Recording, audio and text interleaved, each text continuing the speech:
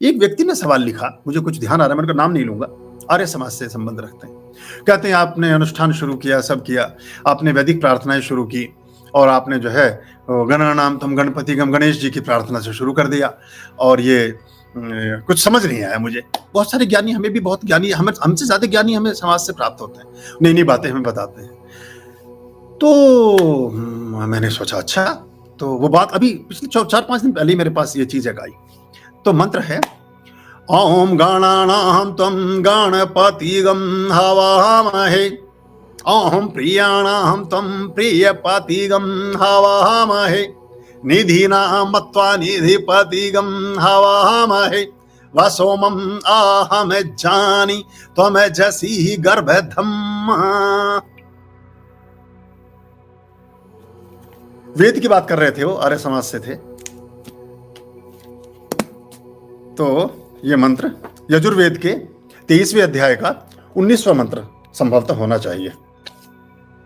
उत्तरार्ध में 23वें अध्याय का 19वां मंत्र है, 295 नंबर पृष्ठ पर है।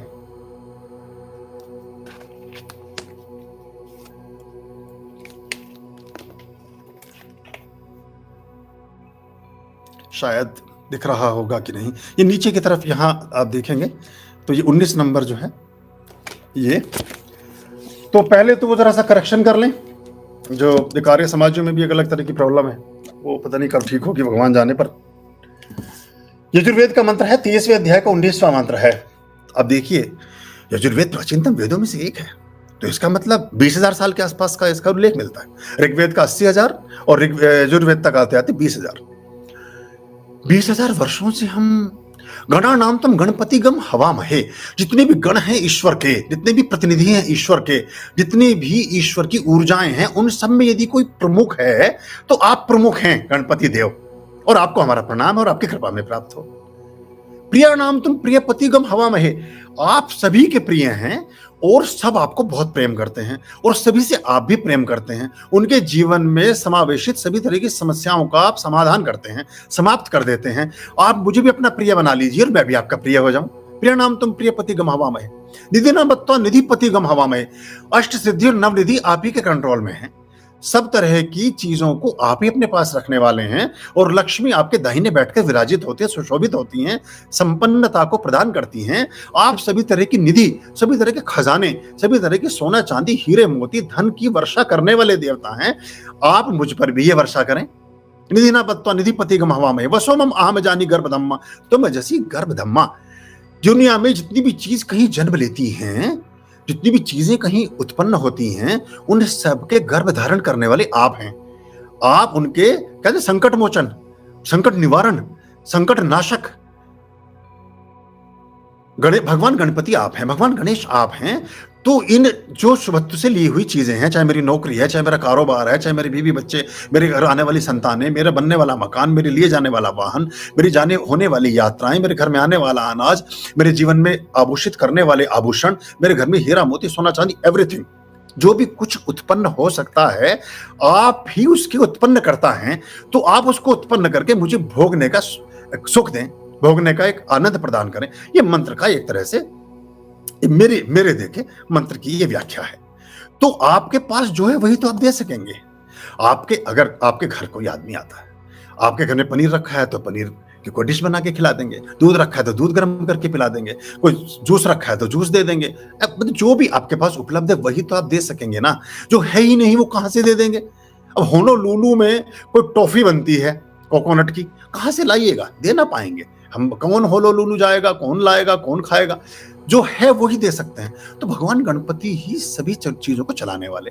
एक ने ये भी पूछा कि गणपति जी को ही आप सबसे पहले क्यों उनका वो करते हैं, लेकिन सब लोग जानते हैं इस बात को कि सबसे पहले उन्होंने परिक्रमा की। एक उल्लेख आता है, जिन्होंने नहीं सुना उनके लिए 10 सेकंड में मैं कर देता हूं कि ये बात आई कि भाई सबसे पहले सर्वप्रथम पूजनीय कौन हो, सभी देवी देवताओं में सबसे पहले पूजा किसकी की जाए। तो ब्रह्मा जी थे, विष्णु जी थे, महेश जी थे, सब मां थे।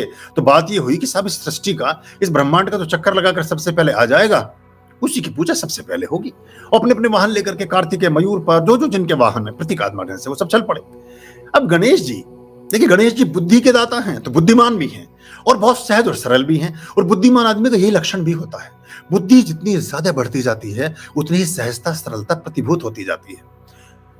ज्ञान का पहला प्रतिबिंब है अज्ञानता का बोध, और अज्ञानी होने का पहला लक्षण है ज्ञानी होने का दंभ, एक घमंड, एक अहंकार। तो गणेश जी ने भगवान शिव और माता पार्वती उनकी एक परिक्रमा के और हाथ जोड़ के खड़े हो गए। सब बोले ये, बोले जी मेरा तो ब्रह्मांड, मेरी तो दुनिया यही है। जो दुनिया का चक्कर लगाने गए हैं वो लगाते रहे, मैंने तो चक्कर लगा लिया। कितनी बड़ी बात थी। और वहां ये फिर निष्पादित किया गया, निश्चित हुआ कि आज से भगवान गणेश ही सबसे पहले पूजनीय होंगे, सबसे पहले उन्हीं के मंत्र से सभी तरह की पूजा प्रार्थनाएं प्रारंभ होंगी। तो इसीलिए सारी हमारी हिंदू धर्म में जितनी प्रार्थनाएं होती हैं, जितनी पूजाएं होती हैं, वो उनके मंत्रों से ही होती हैं। तो ये दो बातें मैं चाहता था कि मैं कर लूं शेयर। असल में ना तो कोई वेद को पढ़ना चाहता, ना कोई शास्त्रों तक जाना चाहता। छोड़िए और बातों को छोड़िए। अगर आज के ऋषि मुनि होते तो सब वो यूट्यूब के ब्लॉगर होते। आप यूट्यूब पे भी नहीं जाना चाहते, मैं तो देख ही रहा हूं ना। अभी हमने देखिए इंडेक्स भी डाल दिया, सब कुछ डाल दिया, फिर भी आपके पास 10 सेकंड भी आप लगाना नहीं चाहते। कोई और करे। थोड़ा सा बाहर आओ, थोड़ा पुरुषार्थी बनो, थोड़ा सा मेहनत करो, उससे फल भी मिलेगा और आपका कर्म भी सृजित होगा, और उतनी देर के लिए आपका मेडिटेशन भी होगा। मैं बता सकता हूं आपको 10 सेकंड का जवाब 10 सेकंड में दे सकता हूं, नहीं देता हूं। आप उतनी देर एक थॉट प्रोसेस से बाहर आ जाओगे। आपने एक प्रश्न पूछा, उस प्रश्न का उत्तर पहले से हमारे चैनल पर उपलब्ध है। मैं उसका लिंक 10 सेकंड में आपको डाल सकता हूं। मुझे प्राय याद रहता है कि हमने कब क्या बोला था, ज्यादातर इसलिए नहीं डालता कि आप उस थॉट प्रोसेस से, उस सिनेरियो से, उस पर्टिकुलर सिचुएशन से, जिस सिचुएशन में आप अनकंफर्ट फील कर रहे हैं, अच्छा महसूस नहीं कर रहे हैं, कुछ खराब लग रहा है, या आपके लिए अव्यवस्थित है वो व्यवस्था, उससे थोड़ी देर के लिए ही सही आप एक दूसरे टाइम जोन में जाएंगे। आप किसी खोजने की प्रक्रिया में सन्निहित होंगे तो आपका बॉडी माइंड सोल किसी दूसरे काम में रत हो जाएगा। जब बॉडी माइंड सोल किसी दूसरे काम में रत हो जाएगा तो उतनी देर के लिए वो मेडिटेशन ही होगा। एक निश्चित तरह की अवधारणा से, एक निश्चित तरह की सोच से, एक निश्चित तरह की दिनचर्या से, एक निश्चित तरह के बने बनाए परकोटे से आप थोड़ी देर के लिए इसी 2 कदम ही सही कहीं बाहर तो रखेंगे। चाहे वो उस पर ही फाइंडिंग में आप लगाएं और उसको खोजते जिन खोजा तिन पाइयां गहरे पानी बैठ। तो जो खोजता है वही पाता है, और पाने के लिए थोड़ा गहरे पानी में भी उतरना पड़ता है। आर्याम अभयाम भज रे चित संततम